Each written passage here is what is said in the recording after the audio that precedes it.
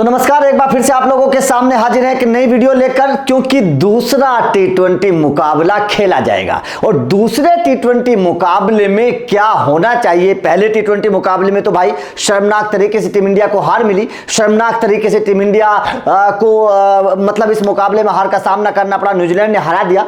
लेकिन कई सवाल खड़े हुए पहले टी20 मुकाबले में, पहले मैच में कई सारे सवाल खड़े हुए। अब उन सवालों का जवाब हार्दिक पांड्या कैसे देंगे, क्योंकि हार्दिक पांड्या की कप्तानी पर भी सवाल है, अब हार्दिक पांड्या के फैसलों पर भी सवाल है। अब इसलिए हार्दिक पांड्या को अब अच्छे फैसले लेने पड़ेंगे, सही फैसले लेने पड़ेंगे। और अब अगले मुकाबला जो दूसरा टी20 मुकाबला होना है, उस मुकाबले में कई बदलावों के संकेत नजर आ रहे हैं। वो कौन कौन से बदलाव है ये मैं आप लोगों को बताऊंगा। किन बदलावों के साथ दूसरे मुकाबले में टीम इंडिया मैदान पर उतरेगी, ये आप लोगों के लिए जानना जरूरी है।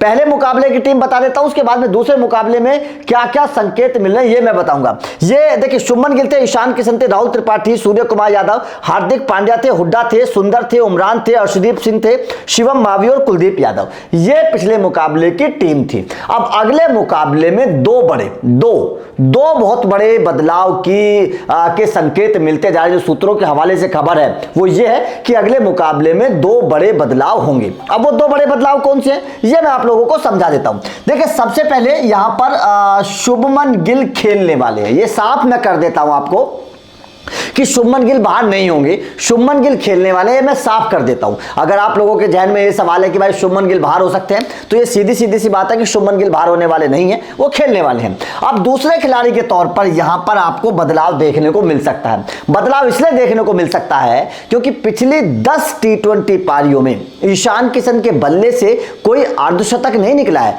पिछला अर्धशतक 12वीं पारी में निकला था, जो 12 पारी पहले था, लेकिन 10 पारियों से ईशान किशन का बल्ला टी20 में बिल्कुल खामोश है। ऐसे में ईशान किशन के ऊपर तलवार गिर सकती है और ईशान किशन की जगह विकेट कीपर बल्लेबाज जितेश शर्मा को मौका दिया जा सकता है। अब जितेश शर्मा का जो प्रोफाइल है वो क्या है कि जितेश शर्मा ने ऊपरी क्रम पर भी बल्लेबाजी की है घरेलू क्रिकेट में, और निचले क्रम पर भी वो बल्लेबाजी कर लेते हैं। राहुल त्रिपाठी एक दूसरे खिलाड़ी टीम इंडिया में है जो ऊपरी क्रम पर बल्लेबाजी कर सकते हैं। तो यहां पर क्या होगा, यहां पर राहुल त्रिपाठी हो सकता है कि आपको ओपन करते हुए नजर आए, या फिर जितेश हो सकता है कि आपको ओपन करते हुए नजर आए।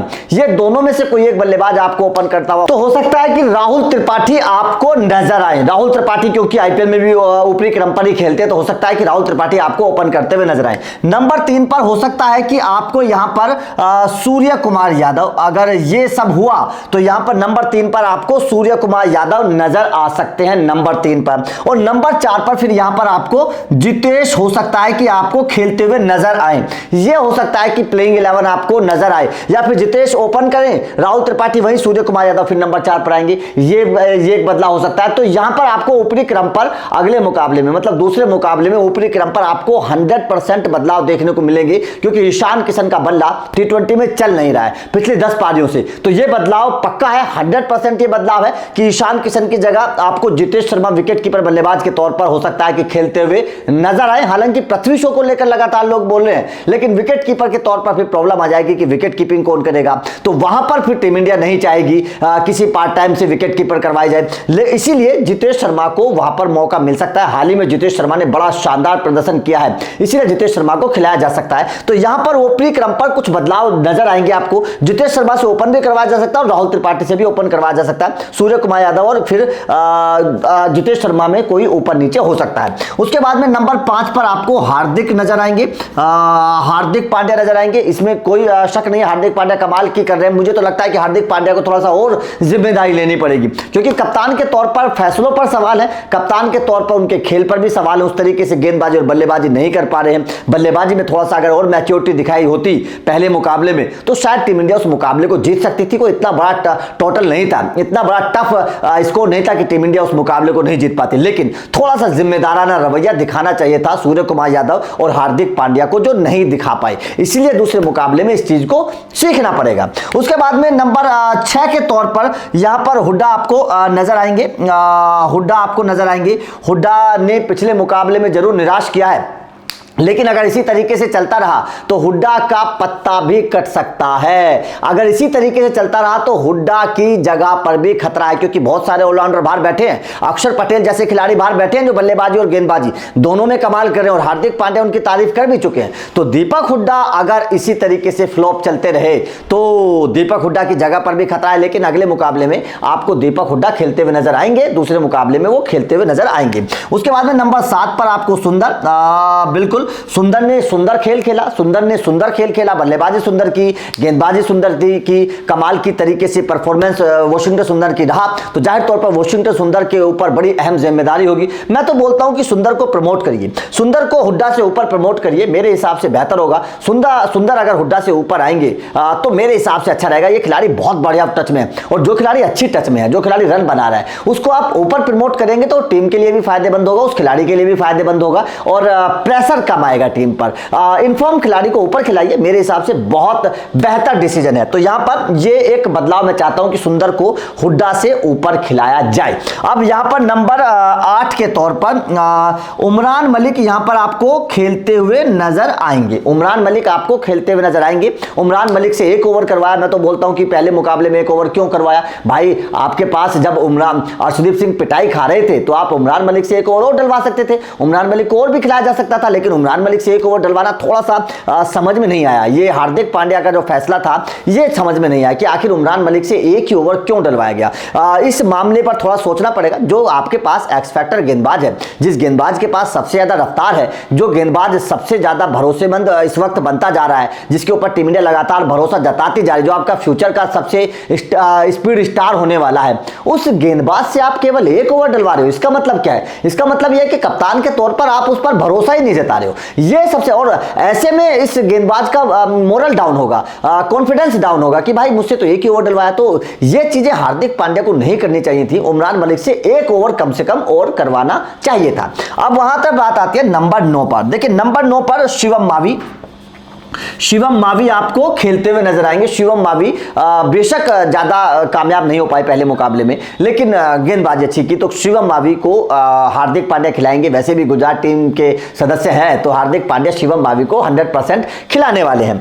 अब यहां पर एक और बदलाव होने वाला है, एक और बदलाव होने वाला है। क्या बदलाव होगा? अर्शदीप सिंह आपको खेलते हुए नजर नहीं आएंगे। जो खबर है वो यही है कि अर्शदीप सिंह आपको खेलते हुए नजर नहीं आएंगे। अर्शदीप सिंह क्योंकि नो बॉल लगातार कर रहे हैं, लाइन लेंथ बन नहीं पा रही है, रफ्तार उस तरीके की हो नहीं पा रही है, मतलब प्रेशर बहुत नजर आ रहा है, वो रिदम नजर नहीं आ रहा है अर्शदीप सिंह का जो होना चाहिए। तो अब अर्शदीप सिंह को बाहर निकालकर यहां पर आपको मुकेश कुमार आपको नजर आ सकते हैं। यह खबर है कि मुकेश कुमार यहां पर आपको नजर आ सकते हैं। टीम इंडिया में दूसरा मुकाबला जो होगा वहां पर आपको मुकेश कुमार नजर आ सकते हैं। तो यह एक बहुत बड़ा बदलाव होगा। तो 2 बहुत बड़े बदलावों के संकेत मिल रहे हैं टीम इंडिया में। सबसे पहला, ऊपरी क्रम पर ईशान किशन की जगह आपको दूसरा खिलाड़ी नजर आएगा। जितेश शर्मा हो सकते हैं वो खिलाड़ी दूसरे खिलाड़ी के तौर पर, विकेट कीपर बल्लेबाज के तौर पर। तो ईशान किशन को आप बाहर देख सकते हैं। ईशान किशन नहीं खेलेंगे, पिछली 10 पारियों में नहीं रन बना पाए हैं। उसके बाद में आप अर्शदीप सिंह को भी बाहर बैठा हुआ देख सकते हैं।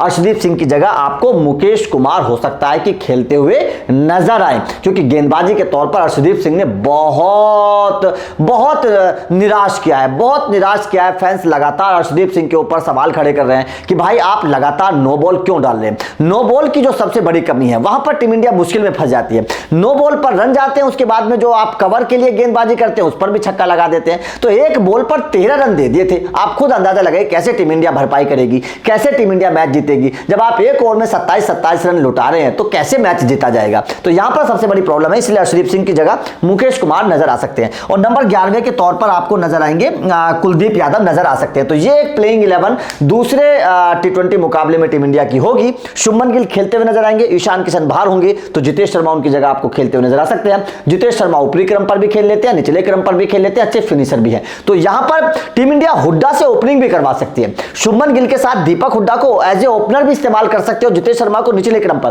क्योंकि दीपक हुड्डा निचले क्रम पर बढ़िया बल्लेबाजी कर नहीं रहे हैं। दीपक हुड्डा निचले क्रम पर नहीं चल पा रहे, जबकि ऊपरी क्रम पर जब वो बल्लेबाजी उन्होंने की थी तो शतक लगाया था। तो मुझे ऐसा लगता है है कि शायद हार्दिक पांड्या उस एक्सपेरिमेंट को कर सकते हैं, दीपक हुड्डा को एज ए ओपनर भी इस्तेमाल किया जा सकता है। ये एक बहुत बड़े संकेत मिलते नजर आए कि दीपक हुड्डा को एज ए ओपनर इस्तेमाल किया जा सकता है और जितेश शर्मा को निचले क्रम पर, क्योंकि जितेश शर्मा निचले क्रम पर हाल ही में बहुत बेहतर बल्लेबाजी उन्होंने किया, बेहतर फिनिशर बन के वो निकले हैं। और उसके बाद में राहुल त्रिपाठी और सूर्य कुमार यादव उसी तरीके से निचले क्रम पर बल्लेबाजी करने के लिए आ सकते हैं। तो ये एक प्लेइंग 11 टीम इंडिया की हो सकती है जो दूसरा मुकाबला खेला जाएगा। ये मुकाबला टीम इंडिया के लिए जीतना बेहद जरूरी है, क्योंकि अगर ये मुकाबला गया तो समझ लीजिए सीरीज भी हाथ से चली जाएगी और हार्दिक पांड्या की कप्तानी पर भी संकट मंडराने लगेगा, हार्दिक पांड्या की कप्तानी पर भी सवाल खड़े होने लगेंगे, क्योंकि अपने घर में हारना बहुत बड़ी बेइज्जती वाला काम होता है। तो हार्दिक भी नहीं चाहेंगे कि अपने घर में टीम इंडिया को हार का सामना करना पड़े और उनकी कप्तानी पर कोई सवाल खड़े हों, इसलिए दूसरे मुकाबले में टीम इंडिया किसी भी कीमत पर जीतना चाहेगी। आपका इस प्लेइंग 11 पर क्या कहना है और क्या लगता है आपको किस किस बैटिंग ऑर्डर के साथ बल्लेबाजों को उतारना चाहिए, कमेंट करके बताइएगा। क्या वास्तव में ये दोनों बदलाव होने चाहिए, ये भी बताइएगा। वीडियो अच्छी लगी तो लाइक करिएगा, शेयर करिएगा, चैनल को सब्सक्राइब जरूर करिएगा, क्योंकि लगातार हम आप तक खबरें क्रिकेट की पहुंचाते रहते हैं। Thank you very much.